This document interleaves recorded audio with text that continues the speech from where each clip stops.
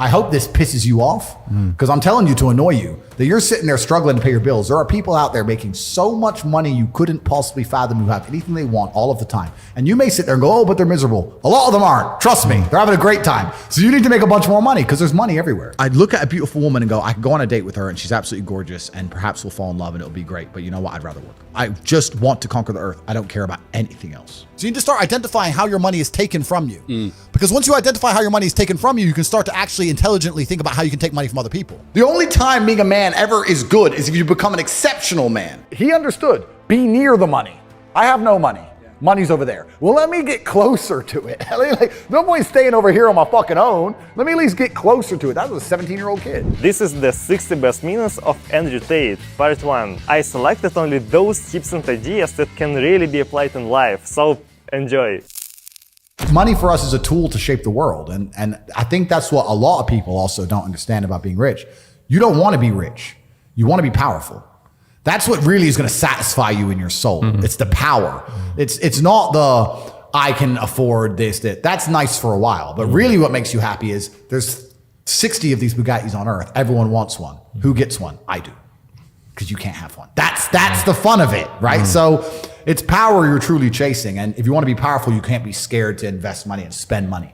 A lot of people at home, if they want to make more money, need to invest in themselves. Yeah. They invest in themselves. And maybe they've been taught, well, if I just save. Let me say to everyone here at home, if you are saving less than 10 grand a month and you're just saving, your chance of being rich is fucking zero. You need to go and do something else and make more. Invest in yourself. Get knowledge, pay attention to mentors, start another business, open something. You need to do something because you're not going to save your way to the top. The average person at home, you're not earning enough to ever save. If you never save 100% of your wage, you're still going to be broke. You have to get to a level of earning. When I found out about I just learned about how they print money. I literally could not believe it. Money's not real. For 3 days, I'm sitting around, so I'm like, what the fuck is this? So they could just print this shit? Money is not real.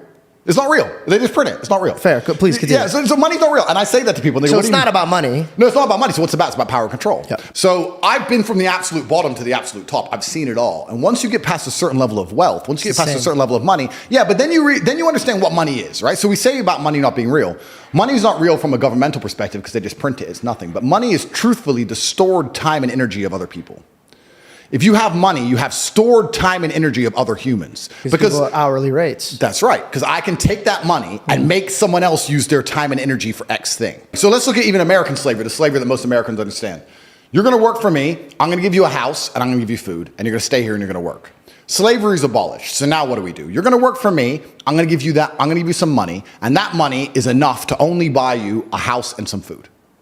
We've just put money in the middle. Now, if I can make you do whatever I want for money, and I can print as much money as I want, you're my slave.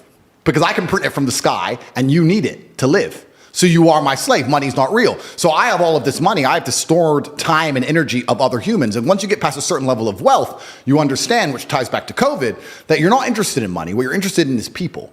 It's always been about having good people around you. You want a beautiful, doting, loving woman who's obsessed with you. You want good brothers who will stand by you and make you motivated. You want bodyguards who are going to protect you. You want people. And then you want to look at it further down the rabbit hole. You want to get more sinister. If you've been born into a lineage or a dynasty or the people who control the world, you want robot people. You don't want to be spoken to disrespectfully. In your empire, in your podcast empire, right? You now have a podcast. Would you allow a member of staff to come along and say, this is bullshit, I don't like how you do this, this is shit, you're shit? Or would you fire him? I don't know if I would fire them. I would first try to teach them how to behave. And if they didn't listen? They're out. Absolutely. So let's imagine you ran a country. Okay. All right. Let's imagine you ran the world. So I say this to people. I say, for the next 2 weeks, every time you spend money, even if it's £1, write down how they got it from you. And they're like, what do you mean? I'm like, all right, cool. You're walking down the street. You're going to Starbucks, you buy a coffee.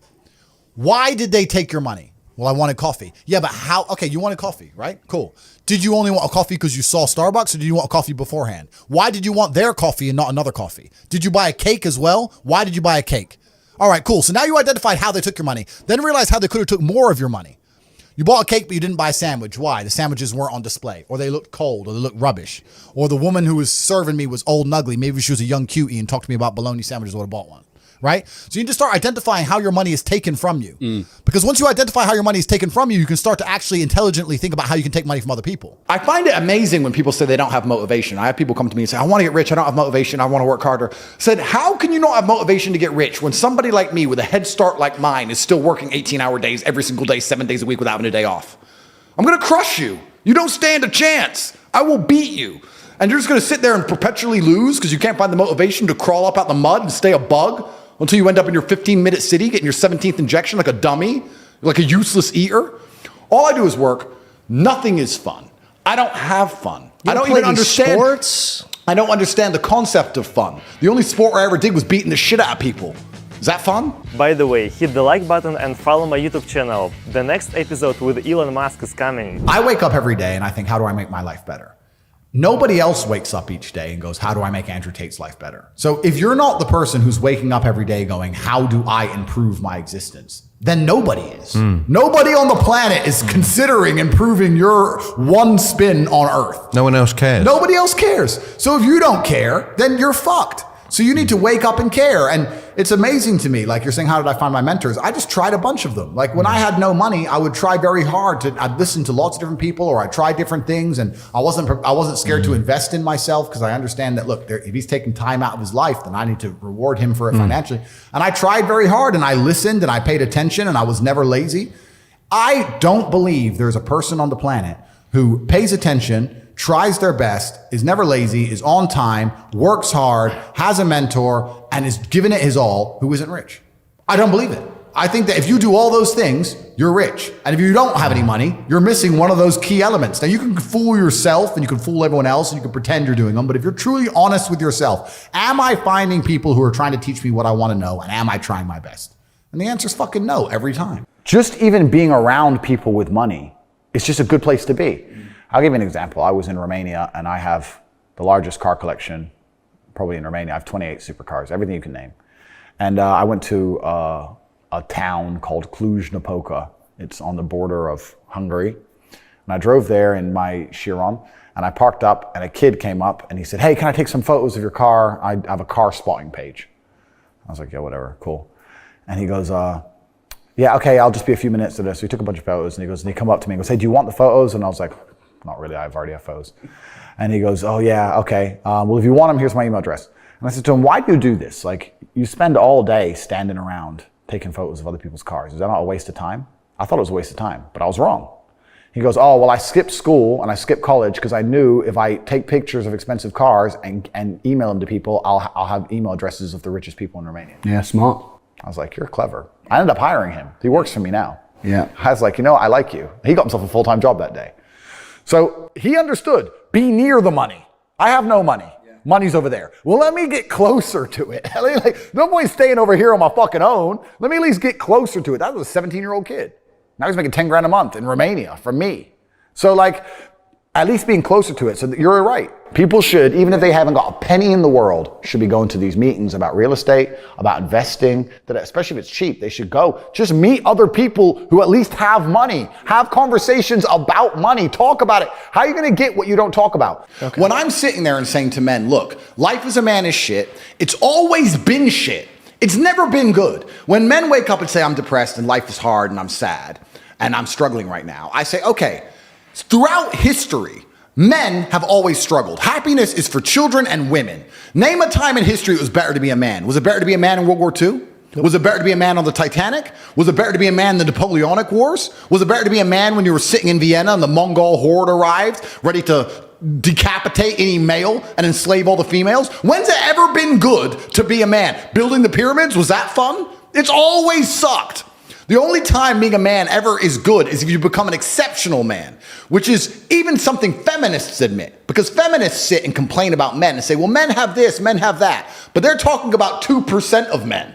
Fascinating. They don't talk about all men. They say men have the best jobs. 2% of men have the best jobs. Most men carry trash. So you're talking crap.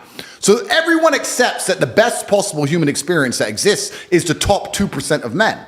Anything below that sucks as a man. You're better off being a chick. So what I say to men is, look, life's hard. It's always going to be hard. It's always going to suck. It always has. The only way to get out is to become excellent and perform at a level where your echelon is so high that you get to live this brand new experience. You need to become strong and smart and interesting and charismatic. You need to become rich, powerful, well-known, connected. You need to do it. But could all men do that? No. So, okay. But I have to tell them the truth. When people come along to me and say, my life's shit, and I look at them and go, yes. I think a lot of the problem with people, especially in the world today, is they misunderstand the difference between a dream and a plan. And nothing good in your life is ever going to happen by accident. If you see a guy in fantastic shape, you don't say, how'd you get in great shape? And he goes, it just happened. Oops, I just fell. No, he ate a specific way. He trained a specific time. He did specific things for a specific outcome. And it's the same with finances. And most people who are broke, if you say, do you want to be rich? Yeah, I want to be rich. How are you going to get rich? One day. I'll win the lottery. Yeah, dumb shit. You have no plan. You have no plan whatsoever. No actionable steps. No, you're not doing things daily. You're just hoping some point in the future, God's going to just dump it on your doorstep. Guess what? It ain't gonna fucking happen. And unless you have a plan, a specific plan, I'm sure you guys had you had a plan and you worked hard to get to your points. I had a plan. Everything was like, okay, today we have to do day after day after day until you get there. And this is what most people don't have because they're too arrogant or too lazy. I don't think it's stupid. I think most people, if you laid out a plan and they tried their very best and they were willing to learn, could do it. I don't think people are too stupid to make money. They're just too lazy or too arrogant to make money. That's the problem with people. A lot of people are obsessed with the idea of happiness. And especially as a man, I think that happiness can actually be a very destructive motivator. And when men sit and say, I want to be happy, I want to feel happy. To feel happy, a lot of the time, you're looking for temporary hedonism. To be happy, you want to get drunk or take drugs or do something stupid temporarily, and it's very short-lived. I think you should instead be looking as a man to say, I want to feel proud. If you choose pride over happiness, you're going to make decisions that you're proud of and that people around you are proud of, and it's going to be better for yourself and better for society and better for everyone who loves you, everyone you care about. If you're the kind of person who searches for happiness, whether male or female, in my experience, people who search for happiness end up doing hedonistic, temporary, stupid things. When I find men who search to feel proud of themselves, I want people to be proud of me, and I want to be proud of myself, and I want to be respected. They often delay happiness. They often go through very difficult things and build things which are beautiful or build things which are difficult to do. They often go to the other side of fear to feel that pride. I did it. I faced my fear. I did it. Yeah. So I think as a man, searching for pride or searching to feel proud is a pretty positive mindset for masculine achievement. The reason I'm the luckiest man on earth is because God has given me endless building blocks to build a superhero. He's given me endless power. He's given me endless motivation. What did we say? Yeah. He's given me endless. I have endless sources of power. I can sit here right now and recall events that will prevent me from sleeping for 2 to 3 days. That gives me a superpower that other men do not have. They want to go to sleep. They're tired. I can stop being tired for days at a time. I can just have a thought. I can remember. I can sit, close my eyes, and use the power of my brain to vividly remember events, and I will not sleep for days. And when people come to me and say, oh, this happened, I'm really sad, or my heart broke, or this bad thing happened to me, I say, good. Thank the Lord that he's given you this endless source of motivation. You're wasting it. Yeah. That's your problem. But it's been given to you. Nitrous oxide has been given to you. You just have to use it in the correct way. So I'm the luckiest man in the world because all the bad things that happened to me have given me all the building blocks to become the most fantastic man on the face of the planet. I don't ever sit and concern myself with, am I spending too much? If I thought I was spending too much, I would simply find a way to make more money. Mm-hmm. And a lot of people talk about efficiency as well. I've had people talk about working smart, not hard. That is true. But I believe that you need to fill your day with all of the hard work first. I think that working smart is a matter of being more efficient with all the time you should spend working. If you sit there and go, I want to work smart, not hard, so I work an hour a day, well, then you're still lazy. You should work smart and hard and do 15 smart hours a day. That's how you win. I was talking to a young guy the other day, and he was 22, I think, and he caught a crypto pump. He made like $4 million in the last bull run. And now all the coins have gone down, whatever. He sold some. He has like 1.5 million. He's like, oh yeah, so I'm waiting for the next pump. I was like, bro, the problem with you is you've now been ruined for life because you're 22, you made easy money, and you think that you don't have to ever do any serious work. You also have no skill. The problem is with the crypto pump, it doesn't teach you anything. You didn't learn sales, marketing, staff management, stress tolerance. You need that. Nothing. He doesn't know how to do anything. So he's just sitting there just gambling on shit coins, waiting for the next one to pump. And he's 22, and his ass is never going to want to get a real job, and he doesn't have any skills. So I think he's in a lot of trouble, truthfully. And I made this clear to him. So it can be a detrimental thing. It can be a bad thing. But in terms of making money, it's certainly easier than it's ever been because we live in a global marketplace now. You can reach the world, and all you have to do is have a message worth making people listen to. And it truly is the abundance mindset is true. I remember when I was broke. When I was broke, I thought everyone was broke. You do. Because I was broke. 100%. And then you get rich and you start thinking, shit, everyone has money. Every supercar I want is sold out. Every diamond watch I want is sold out. The private jet charters are full. The yachts are full. Like, as soon as you get rich, you start Who are going, all these people that got money? Who are they? I was just in Dubai and my houses are being built. They're going to be completed this year. I bought a bunch of them off plan. So I decided to rent. And I rented a house on the Palm, and it was $25,000 a day, dollars. And I rented it. And I'm sitting there, and the landlord comes and goes, I just got an offer for $35,000 a day. You need to leave. And I go, okay, well, I'll pay $40,000 a day. And then he came back and goes, the guy's offered $50,000 a day for a year. And I'm like, who am I even in a bidding war with? And I just left. I was like, you know what? Take it. I'll get another one. But like, there's people out there with money like you couldn't fucking fathom. There is so much money in the world. So you do get to a level of wealth. Another time it hit me, I was at Monaco. I was sitting around dinner in Monaco after it was on a car rally, funnily enough. And there's like 10 of us. And I just looked around the table by coincidence and I saw everyone's wearing a nice watch. And I thought, when I was broke, the idea, if someone told me they had 30 or 40 grand in the bank, I thought they were doing good. Now I'm sitting at a table, everyone's wearing a $100,000 watch. Nobody gives a fuck. It's just like there's levels to the game. And when you get up to the top, you realize there's money everywhere. The abundance mindset, there are so many rich people. So if you're not where you want to be financially, I hope this pisses you off because I'm telling you to annoy you that you're sitting there struggling to pay your bills. There are people out there making so much money you couldn't possibly fathom who have anything they want all of the time. And you may sit there and go, oh, but they're miserable. A lot of them aren't. Trust me. They're having a great time. So you need to make a bunch more money because there's money everywhere. Think of the harshest lesson. You don't even have to say what it is, but think of the harshest lesson you've had in the last few years. And think of how many times you had the easy way to learn that lesson. You could have just stopped being a dickhead before it got bad. Like that. Think how many times you could have just woke up and go, nah. Yeah. But we don't, do we? Nope. We wake up like, we got away with it. It's fine. And then bam, you get hit. There's only two ways to learn lessons, hard and harder. If you're smart, you take it the hard way. Real idiots take it the hardest way. Yeah. But there's no easy way to learn lessons. But when will you stop the work and take a step back? I don't want to. I don't want to. I don't want to. No. And that's my competitive advantage. I don't want to do that. The enjoyment for you is the work, not the... Completely. Other people are like, oh, I'm here now, so I can now go on holiday. I don't want to stop working. I don't want a holiday. I don't want to relax. Is this relaxing? I'm going to try and relax for the first time in my life. We'll do this here live on the podcast. Ready? Yeah. Ready?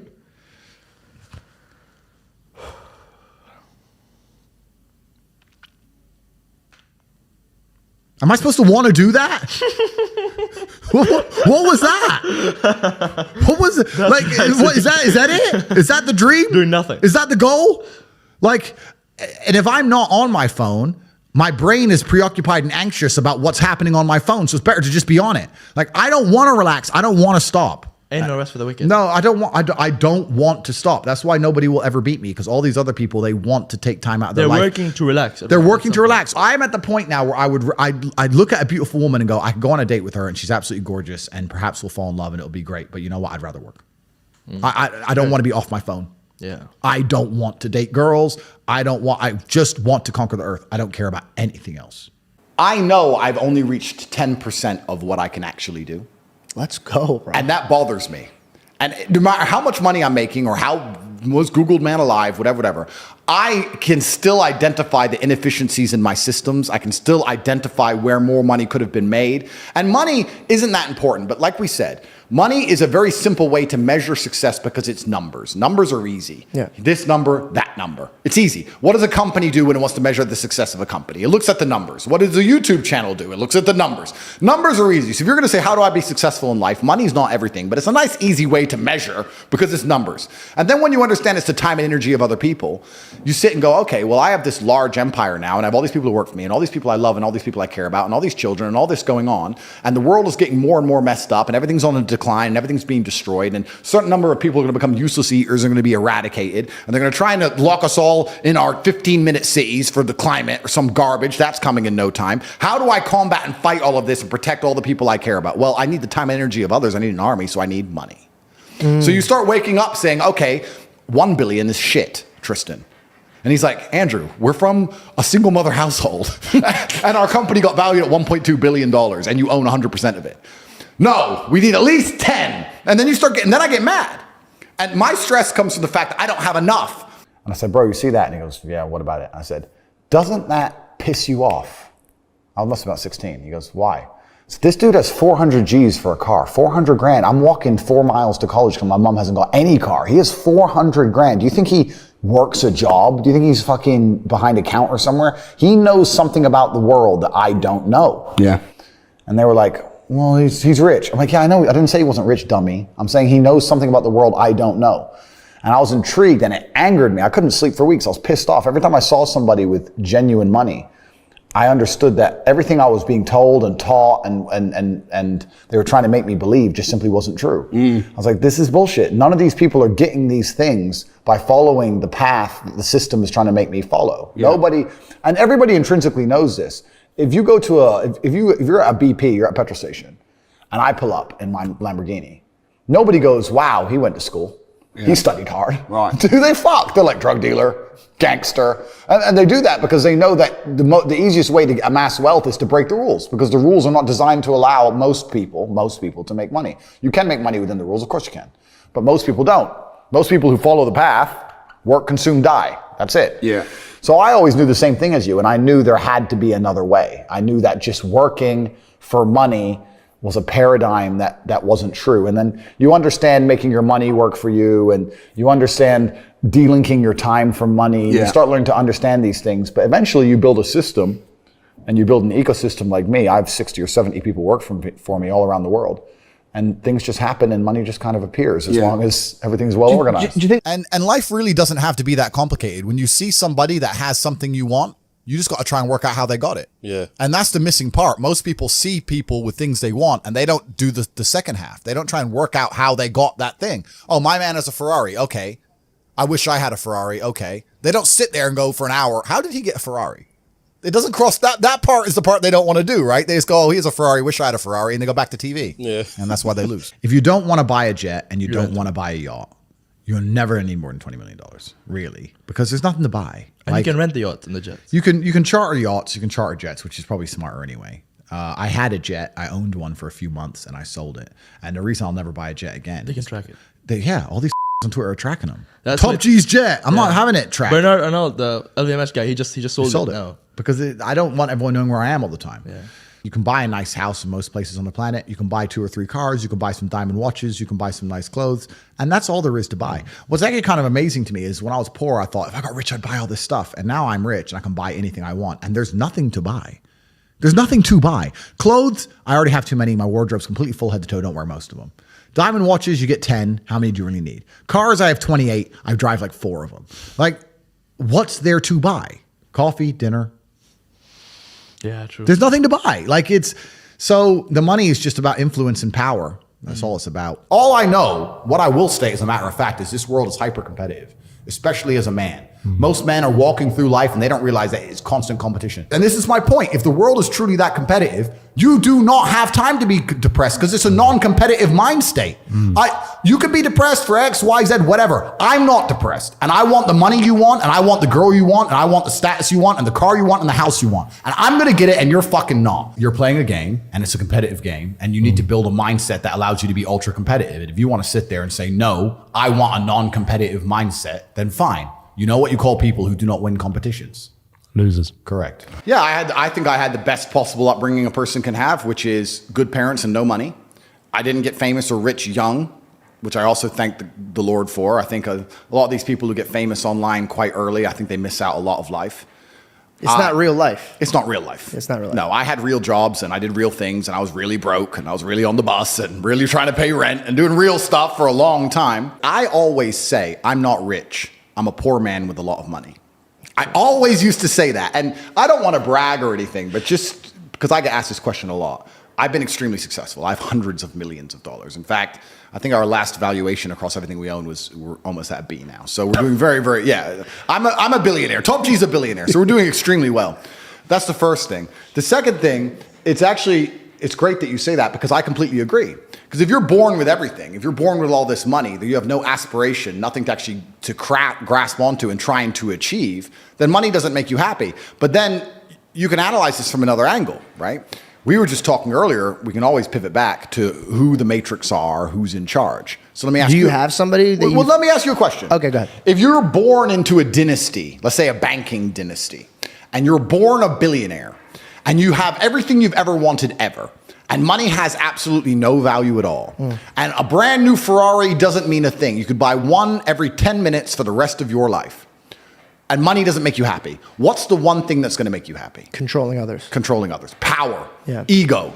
So then you sit there and start looking at things. Because and going, games become real. Absolutely. Yeah. So now you're like, okay, well, money doesn't satisfy me. What makes me feel important? Especially if you're going to add in. Let's add in another angle to it. Let's imagine you falsely believe, because it is falsely, that you're somehow genetically better than others. You're from this lineage. You're better than the other people. And the other people, the serfs and peasants, are struggling for money, and you have unlimited money because you're so smart and your family's always been so smart. You'll have haughty eyes. Yeah. So then you're going to sit there and go, well, why did they make people put on a mask when they walked in the restaurant and take the mask off to eat and then put it on to go to the toilet and then take it off to eat and then put it back on? Because I have a I'll tell theory. you why. Because it's funny. You to think these it's just people. because it's funny? Because it's an ego. Because it's ego. I thought it was power. the test to see how far they could push someone. Compliance tests. Yeah. Which is the same thing. So when you really understand that people who are in charge of the world are completely, like you said, broken. There are broken people. Money can't satisfy them. People said, I keep referencing COVID, and I do that because it was something tangible that everybody lived through. That's a very easy one to reference. This is actually, it's a bad thing that could work in your favor because now they could relate to you. Yeah. If you're in a gas station and it's 3 a.m. and a Lambo pulls up and a guy gets out of it, you're thinking criminal, drug dealer, gangster. Yeah. You're not thinking, he has a uni degree. Because you're not going to think that. So when you see money, people don't even associate the money they see with university. But then they go, I want to make money, so I'm going to university. It doesn't make sense. It doesn't make sense at all. So I think everybody knows that the system and the path they lay out for you is not a path that's going to lead to where you want to be. And I didn't know what the other path was, but that intrinsic distrust for the system and that distrust for the things they wanted me to do made me search for other avenues. And then I found them, right? And if you speak to the people who are richest, if you speak to the people you know, this is for everyone at home as well, if you speak to the people you know who have the most money and go up to them and say, hey, what made you rich? None of them say school.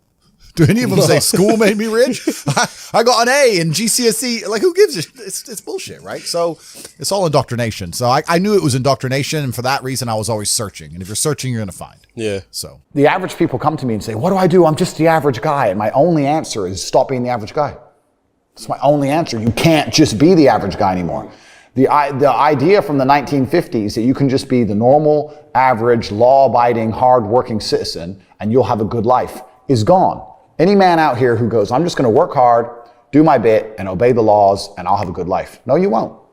No, you will not. Just doing your job is never going to make you rich because you're just going to be taxed into infinity and you're going to stay broke. So just obeying laws and doing your job now has set you up to be a peon and a slave for eternity. You have to get yourself in a position where you're making enough money that, I'm not saying laws can be broken, but there certainly can be bent. I mean, I think you know this with accountancy and the way that tax laws work. You get to a certain level where it's like, okay, yeah, we can just put that one to the side. We can twist that one around. Arnold Schwarzenegger says, break the rules, but don't break the law. Completely, yeah, and that's basically it, right? So you get to a certain level, and that's where it's really interesting because the average peon, their answer to all this is, we need to tax the rich. Because they don't understand how money works. They don't understand how the world works. And they think that rich people are out here working some kind of job that you can tax. yeah. I've spoken to dudes and like, yeah, I had a bad couple months. Why? My girl left me. You've wasted months? You've wasted months over some like you had think of how much God loves you to have given you the grace and given you the opportunity to waste months of human time over some chick.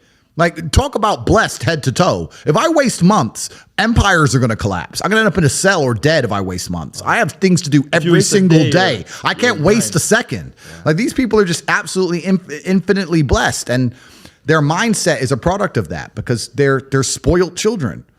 absolutely spoiled children. If you're going through life with any other mindset besides a hyper competitive one, where you are capable of competing with some of the most dangerous men on the planet in all their forms, me and my network, and also my competitors. If you don't have that mindset, then you have to understand that you are spoiled. Yeah. You're spoiled by your reality. I believe there's only 3 reasons people are not rich. One of 3 reasons. They're either stupid, arrogant, or lazy. Stupid is actually the smallest category. People think, oh, you know, there's a lot of stupid people. There are, but I know a lot of stupid people with a lot of money, right? There's so much money in the world. To be too stupid to generate money, I think is less than 5% of the population who are genuinely too dumb to ever make a good wage. Then you have arrogant and lazy, and these are the 2 most common. Lazy because people just, oh, you know, but I need time to myself. Oh, you know, but it's the evening. Or, you know, it's hyper competitive. There are people who do not need times to themselves. There are people, there's an Indian in Islam, or there's a guy in Islamabad who'll do your job online for $3 an hour and he doesn't sleep. You're going to lose, right? So if you're going to be lazy in any regard, you have to understand there are people like me who are billionaires who work 18 hours a day. When I finish this, I get into my car and I open my laptop and I work on my way to my next appointment. And then I'm going to work all night until the day I go. When I go to sleep, I close my laptop and I'm asleep a minute later. I work. That's all I do. So lazy is a big problem because people go, oh, but I just want to relax. If you just want to relax, that's fine. But you're competing against people who just don't want to relax and you're going to lose. And the last, and I'd say that's around, a lot of people have that element to them. A lot of people are lazy. That's about 50% of people. But the main reason people are not rich is because they are arrogant. 50% of people are brutally arrogant. And I'll give you an example. I have a school where I teach people how to make money online. It's called The Real World. It was called Hustlers University. It's now called The Real World. TheRealWorld.ai. You can see it at CobraTake.com. I sit here as a billionaire and I sit and say, I will teach you how to make money online. Anybody, 18 modern wealth creation methods. It's $49 a month and I will teach you. And people will sit there in their brutal arrogance and as a brokey with no money and go, yeah, but can he really teach me? I have everything you've ever fucking dreamed of. I have all the money. You have nothing. And you're so arrogant that you believe you know more than me or that you can do it without me or that I don't know how to teach you. The arrogance of people is truly mind-bending. If you know so much, why are you broke? You obviously don't know. If I want to learn how to box, I wouldn't walk into a boxing gym, find a guy who can box and go, yeah, you know, not bad, but can he really punch? Like, this is how people think when it comes to money. You guys are all successful enough. You can sit there and say, look, I do X, Y, Z. I have X, Y, Z. You don't have it. So do you want to learn how to play piano from the piano teacher, or do you want to sit there as an arrogant brokey? Most people are brutally arrogant, and you can sit there and you can try and help them, and they're just so arrogant. They think, oh, I can do it myself, or I'll work it out myself. I don't need help. And it's arrogance, and it keeps them at the bottom. Everything great that's happened to me in my life, someone taught me. I had a kickboxing coach. My dad was my chess coach. You get taught things. To sit there and think you're too good to learn, well, this is the problem. Most people are broke. Most people are broke because they're arrogant, bro. It's the truth. It's nothing to do with how stupid they are. They're just arrogant people. You know what's a fantastic motivator for men? Shame. I'm telling you now, it works. Shame. If I'm around my house and someone was getting fat and all of us were to go, you're a fat fuck, what are you eating that for? I guarantee they'd train. Shame works with men. And you talk about this, and this is the reason I promote brotherhood. The reason I am the man I am is not just because I'm so fantastic. It's because I, even now to this day, live with 6 men. I live with my fight coach. I live with my brother. I live with some of my old friends I've had for 20 years. We live in this big ass compound, this huge house. If I wake up and my brother's been training an hour and a half, I feel so annoyed and angry and guilty that I have to go and beat him now. So that competitiveness keeps us constantly at edge. People say me and Tristan are best friends and our brotherhood is fantastic, but it is based on competitiveness. But we don't compete against each other. We compete to prove to each other we're a good teammate in the battle against the Matrix. How do you get there? Because I've seen a lot of men get torn up by that. Yeah. So how do you get to a healthy way where we're competitive, but it's not going to destroy our relationship? Well, you have to understand that there's enough outside enemies. You have to put your ego aside and say, look, there's enough people who already want me dead. We're the same blood. Can't we at least unite against all the people who want me dead? I want you. I'm in competition with you, Tristan. I want to beat you to prove to you I'm a fantastic teammate to you, as opposed to I want to beat you because I don't like you. And it's a different mentality. And we'll sit there, and my brother and I are in constant, endless competition, but it keeps us sharp. So masculine competition is super important, which is why it's the third thing I teach, which is brotherhood. You are the sum of the 5 people you spend the most time with. If you find some guys who have their game right, your game's going to get straight. It's as simple as that. And I think if you take any man on the planet in any situation, in any scenario, and you tell him to become as strong as possible because of all the lessons he's going to learn, become as rich as possible because of all the lessons he's going to learn, plus obviously being strong and rich are benefits, plus find a network of brotherhood of men who are accountable to themselves and by extension accountable to you. If you're accountable to yourself as a man, you're also accountable for your friends. I don't want loser friends. I don't want dickhead friends. If I had a guy I really liked and he started being a dickhead, I'd try very hard to fix him. And if I couldn't fix him, I wouldn't be his friend anymore. I'd say, stop that. We don't do that. Why are you doing that? What are you crying about again? Why are you acting that way? Come on, let's go train. I don't want to train. But we always train. Come on, let's go. And then after a while, I'd be like, he doesn't train anymore. Get him out. Bye. Go get eaten by wolves. That's the unfortunate reality of the world, because I'm just some of the 5 people I spend the most time with. I don't want to wake up one day feeling terrible and going, but he's missing the day and I might miss the day. His poison will get in my brain. I have to resist it. So if you get a brotherhood, masculine brotherhood, and you're accountable for yourself and for them, you're going to be able to do nearly anything. People will shield laziness with anything. No one wants to admit they're lazy. So they'll shield it with disbelief. That's a scam. Or, I don't work hard, I work smart. Bollocks. More cover. For just anything it takes to say, I don't want to work. Do you believe in that? Work smarter, not harder? I believe in both. Yeah. But there's a time when it comes to work smart. And most people are trying to do the smart work before they do the hard work. It's kind of like talent, right? You don't notice if you're talented at something until all the hard work's done. Yep. I could be the most talented tennis player in the world, but I don't play tennis. So if I go down the tennis court, Joe Schmo is going to smoke me. I don't get to see my talent until I've worked so hard that I'm in the top 1%, and now I'm beating them because I have some God-given gift. Yeah. You understand? Yeah. You have to do the hard work first. If there's no hard work, there's no smart work. So someone's going to sit there and go, I work smart, I don't work hard, so I only have to work an hour a day. If working smart gets you a lot done in an hour a day, then you should work smart for 12 hours a day and get 12 times the work done. I am absolutely and utterly a believer in hard work. I'm a proponent of hard work. I have all this money and all I do is work. My entire life is work. This podcast is work. I'm getting in the car, I'm going to another meeting, work. I'm going to fuck a bitch. That's work. She's going to be on my arm at the fucking Cannes at the film festival. That's more credibility. I consider it work to fuck her. That's work. I want to go to the gym so I'm in good shape. Work. It's all work. My entire life is work. And people don't want to look at life that way. They want to talk about work-life balance and being lazy and all this crap. I don't believe in any of that. I believe in if you want to win, you have to outcompete the man who's prepared to do nothing but work. It's player versus player. If you're going to sit there and go, I don't want to work more than an hour a day, well, the guy who does want to work more than an hour a day is going to beat you. And no matter how smart you are, there's always a smart dude who's doing the same smart work you are for more hours than you're doing it. That's just the nature of the game. And we talked earlier about speed. Most people go, it's only 2 weeks. It's only a week. It's only a week. The people who say it's only a week are the people who are broke. They don't value time. That's the reason you're all poor, because you say it's only a week. So, it's tomorrow. Oh, I'll do it later. It's only an hour. It's only a day. It's only a minute. You are competing against people like me. We do not waste a second. Being a normal man or an average Joe is always going to suck. The only way to have a good life as a man is to be exceptional in some fields. Here is how you do it. Yeah. You need to work your ass off. They delete me.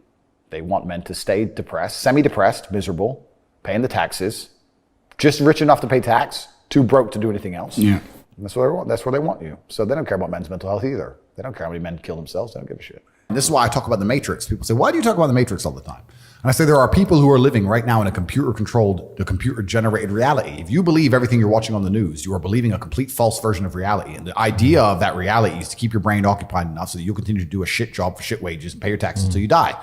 That's exactly that's the plot of the Matrix movie. They're abusing your body and controlling your mind so that your body will sit there and do what they need it to do until you're no longer useful anymore. And that's exactly what's happening. And another question I get is people ask me why I'm so interested in this fight against the Matrix. And I try and explain to people that I believe this fight cannot be avoided. I think you're either combating the Matrix and fighting against the garbage they're telling you, or you're believing it. And if you believe it, then you end up fighting against yourself. You end up fighting against your own mind. You can't avoid the battle. If you're a full-grown man and you believe everything that's on the news, you're going to end up fucking semi-depressed, divorced, miserable, broke. Like your life's shit anyway. There's no way to escape this fight. You're either buying their crap and fighting against your mind, or you're fighting against their crap. There's no other way to do it. I've never met somebody with a fantastic life who did not completely and utterly believe in themselves. I've never seen somebody massively succeed and they didn't believe in themselves. ever.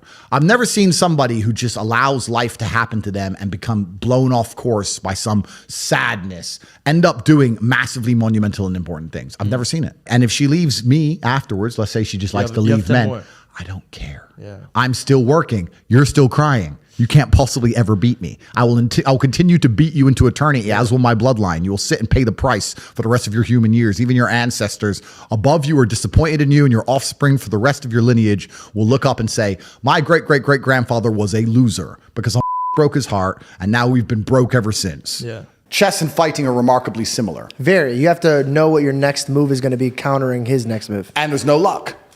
If you lose, you made a mistake. There's no such thing as a lucky punch. If I'm losing a fight, or if I'm beating some guy up, and he hits me with one shot and knocks me out, and people go, that's a lucky punch. He's trained his whole life to punch people in the face, and he punched me in the face. You call that lucky? I call that good. I think it was a very good punch. Excellent. Probably his best punch of his career. No such thing as lucky punches. Same thing with chess. If And you also lose, you left your guard down. Absolutely. It's my fault. Same thing with chess. Brutal self-accountability. If you lose, you made a mistake somewhere. How do you learn that? You have to go back, reflect. You have to watch the game back, play the game back. Where did I make the mistake? You don't blame your opponent. You blame yourself always in chess. It's self-accountability. So when I stopped playing professional chess, I decided to move over to fighting because they're very similar. It's one-on-one. It's not a team sport. So that's why I chose to fight. But I never considered fighting fun. I never took it as, ha, ha, ha, this is fun. I was out to hurt people. For real. Firstly, let me tell you something about myself and most rich people. We don't own anything. I don't own anything. I don't own anything. There may be a trust fund in Ecuador that owns a company in Singapore that might own a yacht that I can borrow, for example. But I don't own shit. So that's the first thing. The second thing, you have all these different jurisdictions around the world. It's extremely complicated. How are you going to tax a rich guy? He has houses here, houses there, company here, company there, all the companies making a loss. Does Starbucks pay tax? No, Starbucks supposedly doesn't make money. Supposedly Uber's never made profit. An app on the phone with millions of cars around the world and people working endless hours for them and them getting a cut of it to run an app. Supposedly they've never made profit, never paid a penny tax. Funny how that works. You can't tax the rich. It's too complicated. You can't tax the rich. It doesn't work. All you're going to do is just drive them into other countries. If England right now today were to announce a huge tax on the rich people would just go, oh, cool. I'll base my company out of Belize. 2 pieces of paper, fuck you. We don't really learn lessons unless they're learned the hard way. Yeah. I believe that unless a lesson has taught the hard way, you're not going to learn it. You can have so many near misses and people won't learn their lesson. Bro, you must know a guy who goes out there, nearly crashes his car, doesn't slow his ass down till he wrecks it. Yeah. Like, this is how people are, right? So you need that pain for the lesson to sting enough to really genuinely go inside of your mind. And it's the same with everything. It's the same with driving a car or business. Truthfully, if you want to learn a lesson about business, you're going to have to suffer at some point, right? So we always say that most people are not successful with their first companies, X, Y, Z, blah, blah, blah. I get that. The truth is there's a lot of people who make a lot of money with their first company, but they just spunk it, act an idiot, and it all blows up in their face. And that's how you get the discipline on your fourth company that when you have 3 million in the bank, you just leave it there. You know, and don't be done with it. So you need to go through some pain. You need to experience some negative things. You need to have to a degree some trauma to really even learn any lessons. So yeah, business studies, you're right. The book, that's not going to teach you anything about business. You need to get out there on the streets. You need to make mistakes. You need to suffer. You need to have the tax man knocking at your door. You got to deal with all that stuff so that you make sure it doesn't happen again. I really think that humans are stupid enough to only learn the hard way. That's kind of how it works. The problem with owning something is that it can be taken from you. So let's look at it the American way. In America, litigation is a big problem. Everyone gets sued all the time. So you don't want to own anything because if you get sued, then you're going to have to pay that debt and you might have to sell your assets to pay that debt. Not if it's in a company though, if it's in a limited company. Correct. This is the point. So people don't own anything themselves. Okay, so they only feel their company. It's a limited company owns it, a trust owns it. Exactly. So you understand what I'm saying? Yeah. Look at the Panama Papers. Yeah. Look at it. And then it gets really complicated. And this is what I'm saying, where the average Joe Schmo at home has no idea how this stuff works. Yeah. Because let's look at Nike, for example. Nike doesn't pay any tax. Why does Nike not pay tax? Well, I'll give you a very simple version. They have two companies. One set up in Belize with a 1% tax rate. One set up in Europe. The one set up in Europe sells Nike trainers, pays all the staff, pays the stores, sells all the shoes, makes all the money, blah, blah, blah, makes millions and millions and millions in profit. The one in Belize owns the trademark. So after 100 million, 200 million, whatever it is, comes into the European company, The European company has a debt to Belize to use the trademark of all the profit. Isn't that coincidental? Yeah, right. That goes to Belize. Then Belize government comes along and goes, give us 1%. Nothing. Boom, boom, done. Tax paid. It's all a scam. It's all a lie. It's all a scam. The person who get fucked, it's always the same. It's the guy in the middle. Yeah. The guy in the middle is going to get wrecked.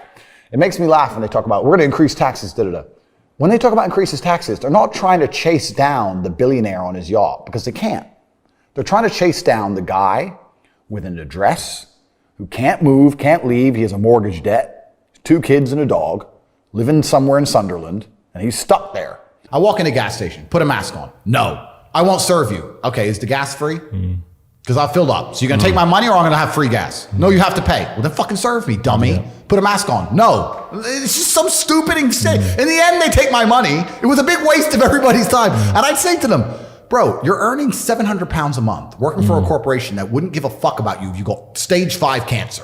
Why do you care? If I worked in BP and someone walked into my gas station and decided to start a fire in the corner and barbecue some sausages, I wouldn't give a I'd be like, please stop, bro.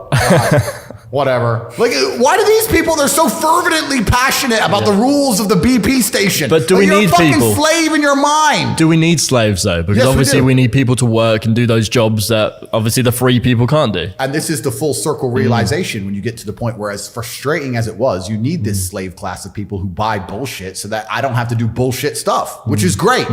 But usually the bullshit people can't tell me what to do. It's only during COVID they were allowed, and now that's all over. They can't tell me what to do anymore, so it's fine. But if you're, and not everybody's mind can be free because in society it would break down. But of course, some people's minds are designed for freedom and some people's aren't. But it's amazing when you're talking to the slave mind, trying to get through to them. You have 2 choices. Either you understand what's happening in the world today and you're on the side of good and you're fighting against the Matrix, or you've accepted all the Matrix programming to pretend that there is no battle. And then by extension, you're going to end up fighting against your own mind. And you're going to be in a fight either way. Your mind's either right and you're fighting externally against the enemy, or you've accepted the Matrix programming and you're sitting there fighting against your own depression, your own anxiety, fighting against your own struggles inside of yourself. You're going to fight anyway. There is no way to avoid this. So you have to make a decision. Do you want to have control of your own mind and control of yourself and fight for God and fight on the side of good against evil?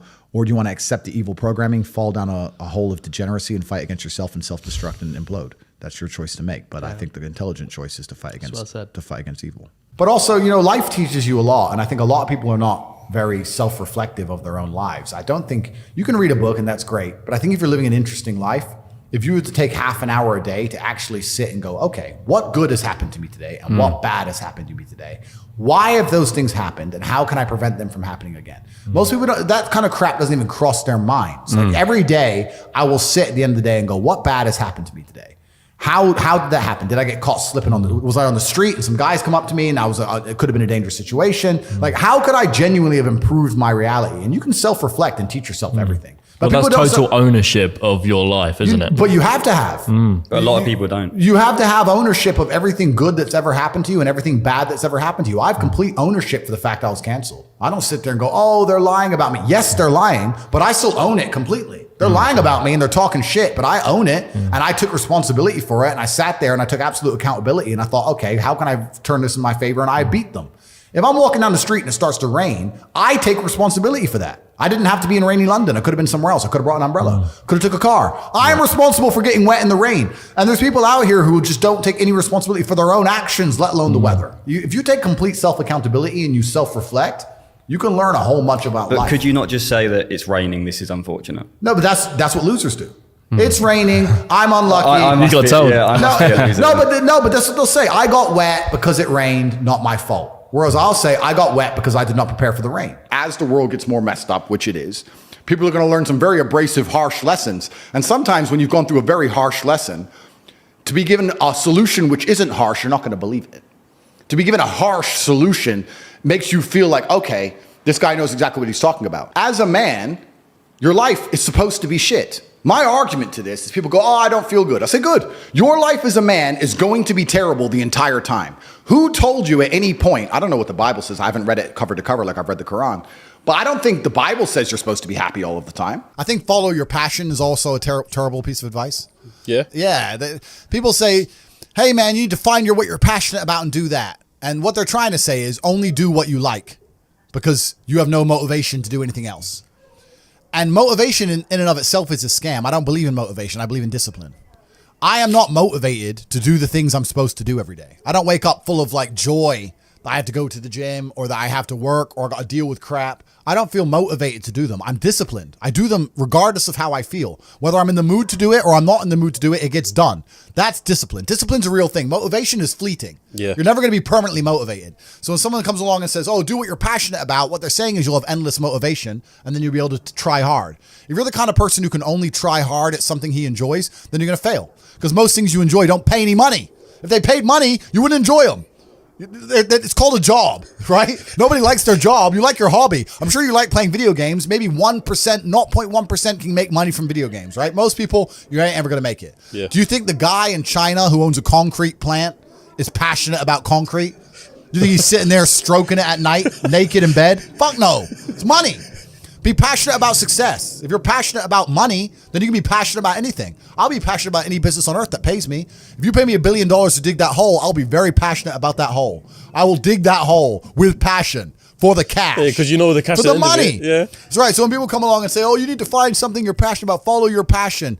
Bro, you're going to follow your passion to the fucking food bank. You're never going to make any money that way. You have to sit there and go, what is going to pay me? It's not about detaching yourself from your emotions. I feel every single emotion. It's just about So let using it them. go. It's using them all in a positive direction. Yeah. If I feel extremely happy and excited, I'm going to use that as motivation or energy to do amazing things and do good and work hard. If I feel absolutely depressed and distraught, I'm going to use that as endless energy and motivation to do amazing things and work hard. It doesn't matter what you give me. Energy cannot be destroyed. It can only be converted and transferred. It doesn't matter what fuel you give me. If you give me diesel, petrol, kerosene, vodka, doesn't matter what you put inside of my engine. Hard work is going to come out. Absolutely. Success. That's all I know how to do. Yeah. That's all I know how to do. It doesn't matter what fuel you put in my engine. My engine only knows how to do one thing, and that is succeed. That's all I know how to do. Yeah. So it doesn't matter what you feed me with. I'm going to be massively successful regardless. When I was broke, when I was on a council estate in Luton, I thought everyone was poor.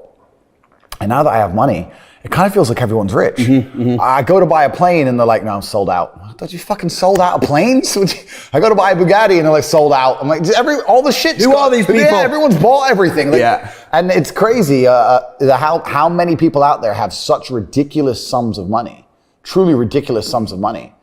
There are so many rich people in the world, and it's kind of like your reality is based on, it's the Matrix, right? If you're broke, everyone's broke. If you're rich, everyone's rich. And a lot of people have this separation. I was lucky to live in both worlds, but a lot of people have this separation. Yeah. So I've had this conversation with a bunch of people, and my basic premise is that I refuse to believe in things that take power away from me. If you are in a haunted house and you believe in ghosts, you're scared of the haunted house. If you're in a haunted house and you don't believe in ghosts, you're just in a house and you don't care. So I don't like the idea when someone explains to me the idea of one day waking up and being miserable and not wanting to live anymore, and it's nothing to do with my circumstances and I have no power over it, and no matter how good my life is, I'm still going to feel terrible and I'm going to want to die. That's not an idea I subscribe to. That's not a reality I'm ever going to want. But that's for a myself. reactive depression, isn't it? You can be reactive depressed for the day, for example, or Feeling for a while. Or even chronically, you know? Feeling depressed is real. Yeah. Depression as a disease, I do not subscribe to. The idea, I believe, that if you feel depressed, something is depressing you, and you should try your best to fix it. You should take control of your life and do your best to fix it. The idea, but they don't say that. They don't talk that. They say depression like it's this magic thing that comes out the sky and it gets in your brain. You're sad no matter what, and there's nothing you can do about it, and you need to only take pills. And I think that's a very bad way to look at the world, and that's a bad idea to subscribe to. And if you start to feel depressed, let's say your girl leaves you and you start to feel depressed, but you believe in the idea of depression, you're now going to start diagnosing yourself as clinically depressed, self-hypnosing yourself into hypnotizing yourself into being clinically depressed. And it's amazing how you can speak things into existence. I cannot become depressed because I don't believe in it. I think we're here to struggle and to learn. I don't think we're here to be happy. That's why when we keep going back to the happy argument, I've always found that kind of frustrating and annoying. And someone goes, oh, but I want to be happy. Why? Why? Why do you want to sit there and laugh like you were happy your entire childhood? That's your happy days. You're allowed to be happy as a kid. It's all over now, right? You're a man. You have responsibilities. I think we're here to do important. Provide, protect, and we're also here to do important things. And important things are going to be difficult, and they're going to be hard, and you're going to get frustrated. But that's what gives you purpose. I don't see anyone who's chasing happiness. I think that's a very feminine frame. I understand why some women just want to be happy. I don't know how it feels to be a girl because I'm not one. But in my experience, I know women who just want to be happy. Yeah. Girls just want to have fun. Yeah. Fine. Just wanna have But fun. you're a man, right? And if you're a man, then it's absolutely an utterly different experience of life. I think we're here to struggle. I think we're here to endure pain. I think we're here to just see how hard we are to kill. I think that going through terrible things and living through them and coming out the other side is one of the most fantastic things about being human.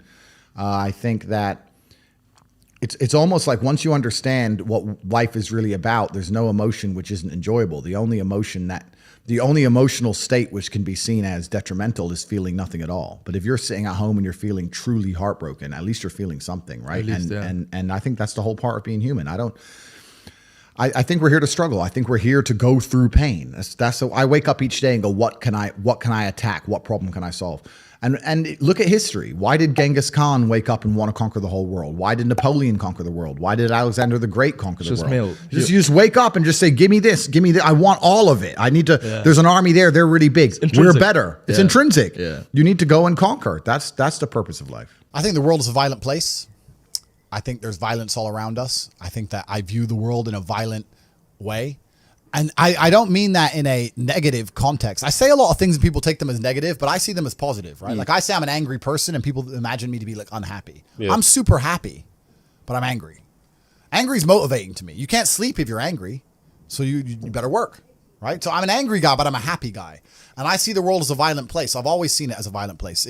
If most people look at a tree, they see a beautiful tree, right? If I look at a big, strong, beautiful tree, I think he must have fucked up every other little sapling around him. He took all the water, took all the nutrients. He destroyed them all. There was once 20 trees, and all 19 are dead. And they got one tree left, the big G, top G tree. Top tree. Tate. That's it. That's violence. Violence got him there, right? He destroyed his enemy. That's how he got to the top. You see a beautiful tree, I see violence. You understand? Yeah. And that's the true nature of the universe. You have to learn that you have to take things from other people. And by taking it, I'm not saying go rob a bank. I'm not saying that. I'm saying completely the opposite. You can be a philanthropist. I'm taking money from everyone inside of Hate You, but I'm changing their lives. It's a good thing. You can take money in a positive way. Most people don't look at life that way. And when you look at life that way, you need to start identifying. One of the things we teach inside of Hate You is to identify every single time your money is taken from you. The only thing I will say I don't like about being banned is that you get 3 lives when you attack powerful people. They first ban you and try and shut you up. Secondly, they'll put you in jail for something you didn't do. And thirdly, they'll kill you. So I've used my first life, which is kind of upsetting when you know that next is going to be some false charges. The 2 worst ones. Yeah. And if you survive the false charges, you just die. Jesus. So that's kind of upsetting. I like to think that people at home know if I ever ended up in a jail cell and the media started printing why, that they'd know it's a pure lie and they made it up. Yeah. But that's kind of scary. Outside of that, the ban in and of itself has not, I don't care, bro. It's made no difference to my life. You need to get a piece of paper or understand on a scale of 1 to 10 and say, how stressed do I want to be? How much pressure do I want to feel like I'm under? How much can I take? And be honest with yourself. I wanted this life. This is exactly what I want. It makes me happy. But there's a whole bunch of people who would not be happy in my position just because of the amount of pressure they're under. In my last cancellation, we had press trying to find my mother, family members doxxed. My last 20 ex-girlfriends called and offered a bribe, effectively 100,000 pounds to do a negative story on me. None of them turned. Bank accounts frozen, travel bans, all my social media is deleted. All over the news, national news, I'm evil. Press releases in the schools saying that I'm bad for young men and I'm misogynistic. Like most people are not prepared for that level of pressure. I slept fine. Most people would be like, whoa, there are death threats. Like most people can't handle that. I can handle it fine. Most can't. You have to decide what you want to deal with. So when you're setting your expectations, it shouldn't just be about how much money you want to make. It's truly about how stressed and how much pressure do I want to be under. I actually enjoy it. I'm a warrior. I'd be bored in the other way. I want people coming for me. That's what I want. But if you don't want that, then don't build a life that does that. I think if I were to talk to Tyson or Tyson were to talk to anybody, he'd say the same thing. He'd say, look, end of the day, even if you're struggling, it's you that's going to have to get up and get the work done and change your life. I think that a lot of the help, which is being purported now by the system, by the Matrix, isn't designed to help. I think it's designed to keep people in this state of depression because when you're depressed, you're submissive. You don't care about what happens to you if you're depressed. Depressed people aren't going to riot against a new law or against COVID tyranny because they're depressed. They're too busy. They're at home and they're sad.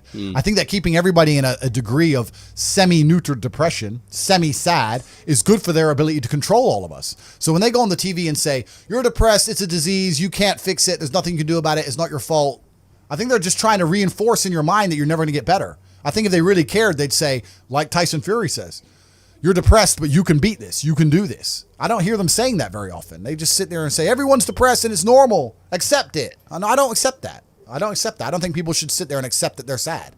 Change it. I think only you can change it. That's what I believe. God created us to learn and understand ourselves and understand other people and understand the world. And what did I say earlier? I said that you don't learn a lesson or you don't appreciate something without pain. So you have to struggle to learn anything. There's only two ways to learn things, the hard way or the harder way. If you're smart, you can learn the hard way. But in my experience, 99% of the planet only learn the hardest possible way. If the lesson's even 85% effective, they'll make the same mistake. It's only when they completely decimate and destroy an element of their life do they sit there and go, oops, now I get it. No. That's how it goes. If you start with a good team, you're going to make it. That's really true. Brotherhood in and of itself is so valuable. If you sit around with 20 people and none of them are lazy and none of them are snakes, you're going to be fine. So you need to have people you can give this guy's in charge of this thing, that guy's in charge of this Delegate thing. people, different roles, different tasks. Absolutely. You got to have a team. You got to have a network. And my network is so strong. That's one of the big advantages I have. I have people around me who I can genuinely, seriously trust.